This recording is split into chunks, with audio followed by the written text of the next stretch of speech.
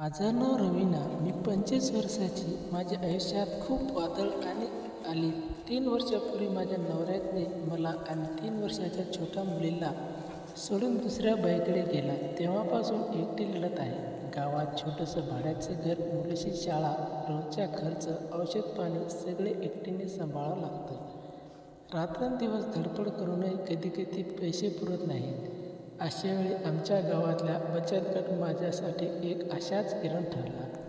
बचत गटात महिलांना आम्ही बायका जमा होऊन थोडे पैसे जमा करायचो. गरज पडली तर कर्ज मिळवायचो. गटाचे साहेब होते कारण वय साधारण 28चे उंच, देखणे, गोरेपान चेहऱ्यांचे. ते फार शांत आणि बोलायला मधुर होते.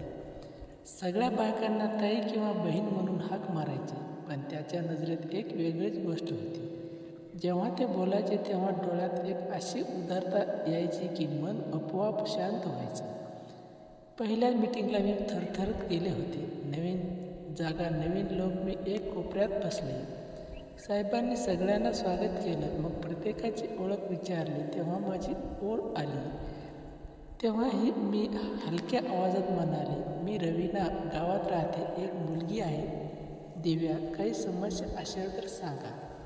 तुम्ही सगळ्या बहिणीच्या मदतीला आहोत. त्यांनी मला हसून म्हटलं. त्यांचे हास्य इतकं प्रेमळ होतं की मी क्षणभर डोळं खाली घेतले. मीटिंग संपल्यावर ते माझ्याजवळ आले आणि हळूच म्हणाले, तुम्ही काहीतरी घेऊन आलाय असं दिसतंय. काही मदत हवी असेल तर सांगा मला. आश्चर्य वाटलं. इतक्या सगळ्या बायकांमध्ये त्यांनी माझी समस्या कशी कळली. मी घुटमळून सांगितलं, साहेब, मुलीच्या शाळेची फी भरायची आहे. घरचे भाडे थोडे थकले आहे. थोडे कर्ज मिळालं तर बरं होईल. ते गांभीर्यपणे ऐकत होते. ठीक आहे दिव्या, कागदपत्र भरून घ्या. आम्ही लवकरात लवकर पाहतो. त्यांचा आवाज इतका विश्वास देणारा होता की मला थोडा दिलासा मिळाला. घरी आल्यावर रात्रभर त्यांची आठवण येत होती. कारण साहेब किती वेगळे आहेत. इतर साहेबांसारखे ओरडत नाहीत, रागवत नाहीत. त्यांच्या बोलण्यात एक प्रेमळपणा होता. मी स्वतःला समजलं, रवीना हे फक्त साहेब आहेत, पैशासाठी आहेत. पण मनात कुठलेही एक छोटीशी लहर उठली होती. दुसऱ्या महिन्याच्या मीटिंगला मी पुन्हा गेले. यावेळी ते माझ्या शेजारी बसले. मीटिंग चालू असताना ते हळूच मला म्हणाले, पूनम, तुम्ही खूप कष्ट करत असाल. चेहऱ्यावर दिसते. मी आश्चर्याने त्याच्याकडे पाहिलं. कसं कळालं साहेब? असं काहीतरी दिसतं. एकटी माणूस किती लढते याची मला थोडीफार कल्पना आहे. ते हसत म्हणाले. त्यांचा हात सहज माझ्या खुर्चीच्या बाजूला आला. स्पर्श नव्हता पण जवळीक जाणवली. माझ्या मनात एक अनोळखी उबदार भावना निर्माण झाली. किती वर्षांनी कोणीतरी माझ्या हालचालीची, माझ्या कष्टाकडे लक्ष देत होतं. मीटिंग संपल्यावर तो म्हणाले, एक दिवस तुमच्या घरी येऊन भेटू शकतो का? तुमच्या समस्या नीट समजून घेऊ. कागदपत्रे ही पूर्ण करून. मी थोडा वेळ विचार केला. आणि एकटेच असते, मुली शाळेत असते, पण पैशाची गरज होती. मी हळूच म्हणाले, ते साहेब यांना ते गेले तेव्हा माझं मन गोंधळलेलं होतं. भीती होती. नवरा सोडून गेल्यापासून मी कोणालाच जवळ येऊ दिलं नव्हतं. पण करण साहेबमध्ये एक आकर्षण होतं. त्यांचे शब्द, त्यांची नजर, त्यांचा शांत स्वभाव सगळं मला रोखत होतं. घरी आल्यावर मी आरशासमोर उभी राहिली. रवीना, काय चाललंय तुझा? मनात स्वतःला विचार, पण उत्तर मिळालं नाही. पुढचे काही दिवस मी त्याची वाट पाहत होते. कधी कधी त्याचा फोन यायचा. कशी आहात दिव्या? मुलाला आहे कसं? एवढ्या छोट्या छोट्या गोष्टीमुळे मनात एक हळूवार ओढ निर्माण झाली होती. मी स्वतःला सांगत होते की फक्त कर्जासाठी आहे, पण मनातल्या मनात त्याच्या हास्याची, त्यांच्या आवाजाची आठवण येत राहिली. एक संध्याकाळ ते माझ्या घरी आले. मी चहा केला. मुलगी शाळेत होती. आम्ही दोघे बसलो. ते खोली येत नजर फिरवत म्हणाले, तुम्ही एकटी किती व्यवस्थित सांभाळला सगळं? मी सांगितलं, काय करणार साहेब, गरज आहे. ते माझ्या डोळ्यात पाहत म्हणाले, रवीना, तुझ्या डोळ्यात एक मोठं दुःख दिसतंय. सांग ना, काय त्रास आहे? त्या क्षणी माझ्या मनाचे बांध फुटले. मी नवऱ्याची दगाबाजी, एकटी जबाबदारी, रात्रदिवस चिंता सगळे सांगितलं. ते शांतपणे ऐकत होतं. त्यांचा हात माझ्या हाताजवळ आला. हळूच त्यांनी माझा हात हातात घेतला. तू खूप बलवान आहेस, पण आता एकटी लढू नकोस. मी आहे ना. त्या स्पर्शाने माझ्या अंगावर रोमांच उभे राहिले. मनात विचार आला, हा स्पर्श फक्त सहानुभूतीचा आहे की यात आणखी काहीतरी आहे. मी हात काढून घेतला नाही. आम्ही बराच वेळ बोलत होतो. त्यांनी सांगितलं की त्याचेही लग्न झालेले नाही, कारण खरी सास सापडलीच नाही. त्या दिवशी ते गेल्यावर मी बराच वेळ विचार करत बसले. करण साहेब माझ्या मनात हळूहळू स्थान घेत होते. भीती होती, पण त्याचबरोबर एक गोड भावनाही जागी होत होती. मी काय करत आहे हे मला समजत नव्हतं, पण थांबवलाही मन होत नव्हतं. माझं नाव रवीना. त्या दिवसानंतर करण साहेबांनी भेटी हळूहळू वाढत गेल्या. पहिल्याच भेटीनंतर जवळपास आठवडाभराने ते पुन्हा माझ्या घरी आले. मी मुलीला शाळेत पाठवून घर नीट केलं होतं. चहा आणि काही खाऊ घायला होतं. आधी आल्याने तेव्हा त्याच्या चेहऱ्यावर एक हसू होत. पूनम, आज कशी आहेस? त्याने बसताच विचारले. मी हळूच आवाज म्हणला, ठीक आहे साहेब, तुम्ही आलात म्हणून बरं वाटलं. हे माझ्यासमोर बसले. त्याने नजर माझ्या चेहऱ्यावर स्थिर होती. तुझ्या डोळ्यात अजूनही दुःख दिसतंय. सगळं सांग ना मला. मी फक्त साहेब नाही, तुझा मित्र पण म्हणून ऐकतो. मी थोडा वेळ गप्प बसले. मग सगळं नवऱ्याने कसं सोडलं, त्यांची दुसरी बाई, माझी एकटी जबाबदारी, रात्रीची चिंता, मुलीला कसं सांभाळावे, सगळं ते शांतपणे ऐकत होते. मधून माझ्या हातात हात ठेवत होते. त्यांचा स्पर्श गरम होता, पण आश्चर्यजनक होता. रवीना, तू खूप कष्ट केलास. एकटी बाई एवढं सगळं सांभाळणं सोपं नाही. पण आता तू एकटी नाहीस, मी आहे. त्याचे मऊ आवाजात म्हटलं. त्या शब्दांनी माझ्या मनात एक उबदार लहर उठली. किती वर्षांनी कोणीतरी माझ्या दुःखाकडे इतक्या प्रेमाने पाहत होतं. मी डोळे पुसले आणि म्हणाले, साहेब, तुम्ही एवढं का करताय माझ्यासाठी? ते हसले, कारण तुझ्यात काहीतरी वेगळं आहे. तुझी लढाई, तुझं हसणं, तुझं सहन करणं मला आवडलं. त्या दिवसापासून आमच्या भेटी नेहमीच झाल्या. कधी त्यांच्या ऑफिसमध्ये, कधी माझ्या घरी. एकदा मी ते ऑफिसमध्ये बोलावून घेतलं. मी गेले तेव्हा त्यांनी मला एक छोटीशी साडी गिफ्ट दिली. तुझ्यासाठी. तू हिरवी साडी घातलीस तर खूप सुंदर दिसते. माझे लाल गाल झाले. साहेब, हे काय द्या ना. रवीना, छोटीशी गोष्ट आहे. तुझ्या चेहऱ्यावरचा हा पाहायचा आहे मला. मी घरी आल्यावर ती साडी पाहत बसेल. मनात विचार येत होता, हा मनोज फक्त कर्ज देत नाही, तो माझ्या मनात शिरत चाललाय. भीती वाटायची, पण त्यासोबत एक गोष्ट आकर्षणही जाणवायचं. पुढच्या भेटीत ते माझ्या घरी आले. मुलगी शाळेत होती. आम्ही दोघे दिवाण बसलो. ते माझ्याजवळ सरकले. रवीना, तुझा हात दे. मी हात दिला. त्यांनी तो हात दोन्ही हातांनी घट्ट धरला. तुझ्या हातात किती कष्टाचे माप दिसते. आता मी तुझ्या हाताला साथ देतो. माझं हृदय जोरजोरात धडकत होते. त्यांचा स्पर्श मला आवडत होता. मी विरोध केला नाही. आम्ही बराच वेळ असेच हातात हात घालून बोलत होतो. त्याने आपल्या जीवनाबद्दल सांगितलं. त्याचं लग्न झाल्याचं एकटेपणा घट्ट सांभाळण्याची जबाबदारी मीही तुझ्यासारखाच एकटा आहे. रवीना, पण तू भेटल्यापासून मला एक आशा वाटते. मी लाजून म्हणाले, माझ्यासारखी साधी बाई तुम्हाला काय आशा देऊ शकते? ते माझ्या डोळ्यात पाहत म्हणाले, तू साधी नाहीस, तू खूप खास आहेस. तुझ्या मनाही शुद्ध, तुझा प्रेम स्वभाव, मला तुझी गरज आहे. त्या दिवशी जाण्यापूर्वी त्याने मला हळूच एक मिठी मारली. त्याच्या छातीवर डोकं टेकवलं. माझ्या अंगावर रोमांच उभे राहिले, कारण मी पहिल्यांदा त्यांना नावाने हाक मारली. हे असल्याने केसात हात फिरवला. तो रवीना, मी तुझा करण आहे. त्यानंतर आमचं नातं हळूहळू खोलवर गेलं. तो मला रोज फोन करायचं. काय करत आहेस? मुलीला कसा आहेस तू? कशी आहेस? छोट्या छोट्या गोष्टीमुळे मला जाणवायचा की मी कुणासाठी तरी महत्त्वाचे आहे. एके दिवशी संध्याकाळी येथे आले तेव्हा मी मरत होतोय. मुलीला ताप होता आणि पैसे नव्हते. ते मला घट्ट मिठीत घेतलं. म्हणाले, रडू नकोस, मी आहे ना, उद्या पैसे देतो. मग त्याने मला पाणी दिलं. मुलीला डॉक्टरकडे नेलं. त्या रात्री ते उशिरापर्यंत थांबले. आम्ही दोघे बोलत होतो. त्यांनी मला चुंबन दिलं. कपाळावर, गालावर प्रेमळ होतं. हळूवार हात. माझ्या मनात द्वंद्व सुरू होतं. रवीना बरोबर आहे का? तू एकटी आई आहेस, पण दुसऱ्या बाजूला कर्णाचं प्रेम, व त्यांची काळजी, त्यांचं स्पर्श, सगळं मला खेचत होतं.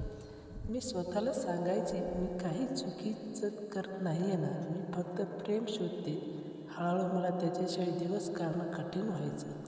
त्याची वाट पाहणं, त्यांचे फोन येणं, त्यांच्यासोबत घालवलेला ही वेळ, सगळं माझ्या जीवनात भाग बनत. एक दिवस तो म्हणाले, रवीना, मी तुला 50,000 कर्ज देऊ शकतो, पण यासाठी तुझा पूर्ण विश्वास व्हावा. मी तुझ्या डोळ्यात पाहिले. माझं हृदय धडधडत होतं. भीती होती, पण आकर्षण जास्त होतं. मी हळूच मान डोलावली. हो करण, मी त्यांना तयार आहे. ते हसले आणि मला जवळ ओढलं. तू काही पश्चाताप करणार नाही रवीना, मी तुझी काळजी घेईन. मला आजही ते दिवस स्पष्ट आठवत. कर्ज मंजूर झाल्याची बातमी करण साहेबांनी फोनवर सांगितलं.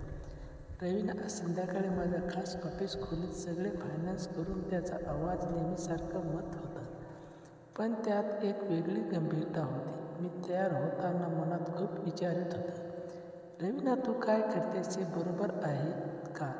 आरशात स्वतःला पाहताच डोळे भरून आले.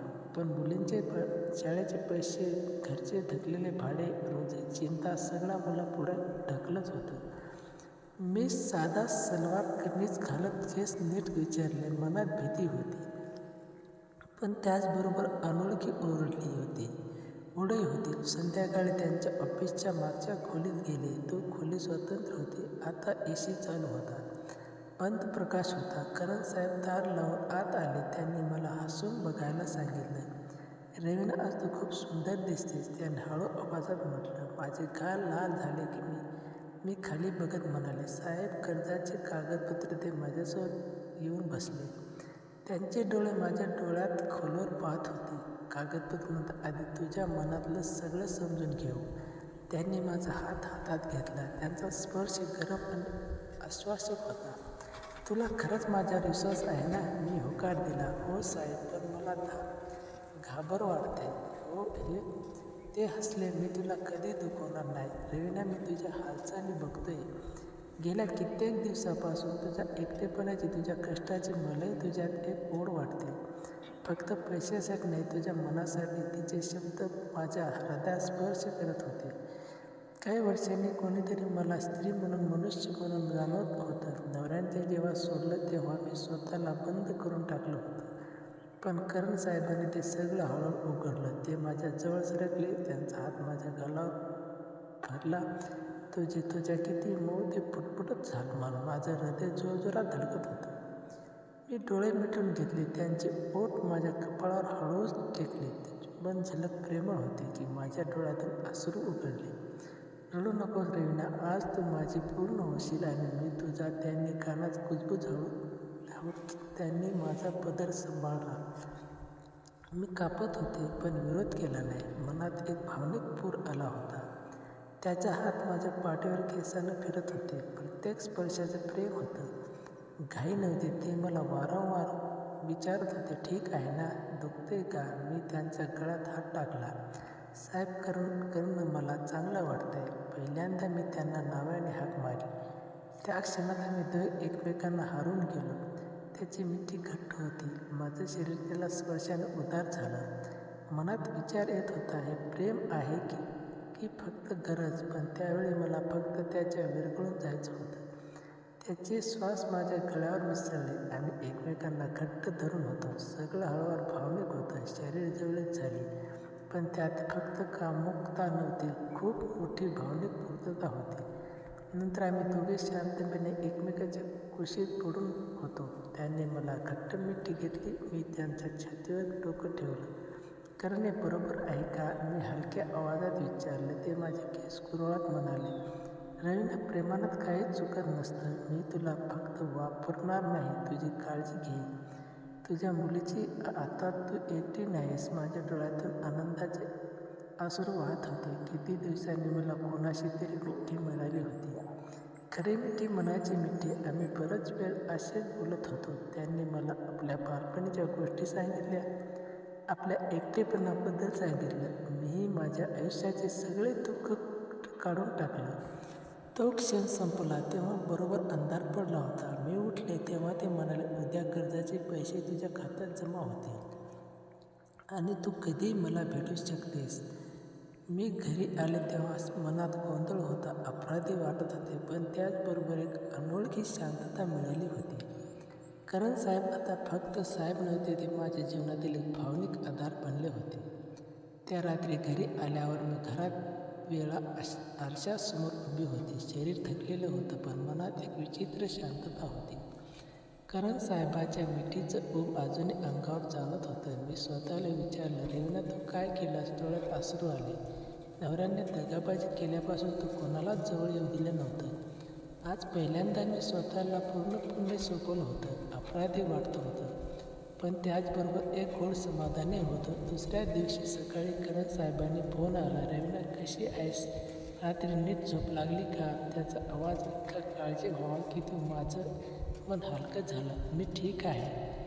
मी पहिल्यांदा त्यांना नावाने हाक मारून म्हणाले, ते असले. आज कर्जाचे पैसे तुझ्या खात्यात जमा झाले आणि तू कधी मला भेटू शकतेस. मी तुझ्यासाठी नेहमी उपलब्ध आहे. पैसे उचलल्यावर मुली शाळेची फी भरते. घरपोच थकलेले भाडे दिले. पहिल्यांदा महिन्याभराचा माल श्वास घेण्याची जागा मिळाली. पण आता माझ्या मनात करण पूर्ण भरले होते. ते फक्त साहेब नव्हते, ते माझे प्रेमी झाले होते. आमची भेटी सुरू राहिल्या, कधी त्यांच्या ऑफिसमध्ये, कधी माझ्या घरी. जेव्हा मुलगी शाळेत असायची, एका दिवशी ते माझ्या घरी आले. मी चहा आणि नाश्ता केला. आम्ही दोघे बेडरूममध्ये बसलो. ते मला जवळ ओढून घेत म्हणाले, रेवना, त्या दिवशी तू माझी झालीस आता तू माझी आहेस. मी त्याच्या छातीवर डोकं ठेवलं आणि म्हणालो, पण कारण लोकांना कळलं तर मी एकटी बाई बदनामी होईल. ते माझे केस गळत म्हणाले, कोणाला करणार नाही. हे आपलं प्रेम आहे. मी तुम्हाला कधी एकटी पडू देणार नाही. तुझ्या मुलाला मी माझी मुलगी मानेल. त्याचे शब्द ऐकून मला रडू आलं. किती वर्षांनी कोणीतरी माझ्या मुलीची जबाबदारी घ्यायला तयार होतं. हळूहळू आमचं नातं खोड गेलं. ते मला छोट्या छोट्या गोष्टी घेऊन द्यायचे. मुलीचे कपडे, माझ्यासाठी साडी, कधी कधी फूल. एकदा ते म्हणाले, तुझ्या डोळ्यात आता चमक दिसते. रेवना तू हसते पाहून मला बरं वाटतं. मी त्यांना मिठी मारली आणि म्हणाले, तुझी आला तेव्हापासून माझं आयुष्य बदलले.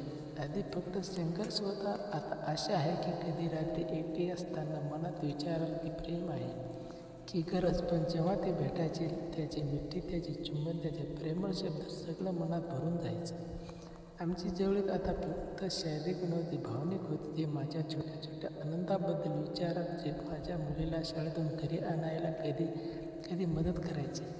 एकदा आम्ही दोघे एकांतात बसलो होतो. मी त्यांना म्हणाले, कारण मी तुझ्यासाठी काही करेन, पण मला वचन दे, तू कधी सोडून जाणार नाहीस. हे माझ्या डोळ्यात पाहत म्हणाले, मी वचन देतो रेवना, तू माझी आईस आयुष्यभर. तू काळजी घेईन. त्या क्षणी मला खूप सुरक्षित वाटलं. अर्थात कधी अपराधीने जाणवायला समाजात बायकांना किती वेळ बघितलं जातं, पण मी स्वतःला समजायचे मी काही चुकीचं करत नाही, फक्त प्रेम शोधत आहे. एकटी लढण्यापेक्षा दोघे म्हणून लढणं बरं. करण साहेब मला नेहमी सांगायचे, तू बलवान आहेस, पण आता तुला एकटं संघर्ष करायची गरज नाही.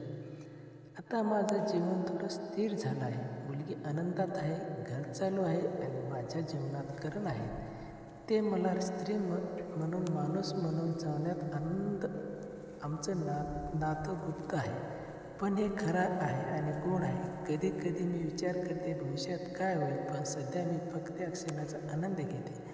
ही कथा माझ्या आयुष्याची एक आहे. एकटी आईची धडपड, अनपेक्षित आकर्षित खोलून प्रेम आणि नव्या आशा. करण साहेबांनी मला फक्त कर्ज दिलं नाही, तर एक नवं कारण दिलं जगण्याच्या. मित्रांनो, मला आशा आहे की तुम्हाला आमची कथा आवडली असेल. जर तुम्हाला कथा आवडली असेल तर व्हिडिओला लाईक करा, चॅनलला सबस्क्राईब करा.